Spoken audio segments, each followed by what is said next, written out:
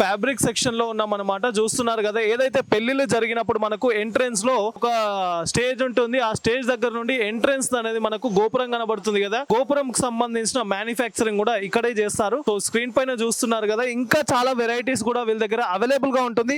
ఇది just sample అనమాట, sample కాబట్టి మీకు డెమో ఈ విధంగా ఉంది. సో మీకు ఇంకా నచ్చే విధంగా కూడా చాలా ఐటమ్స్ వీళ్ళ దగ్గర అవైలబుల్ గా ఉంటుంది. సో ఏమేమి ఉంటుంది అనే దాని గురించి నేను ఈ వీడియోలో క్లియర్ గా ఎక్స్ప్లెయిన్ చేస్తాను.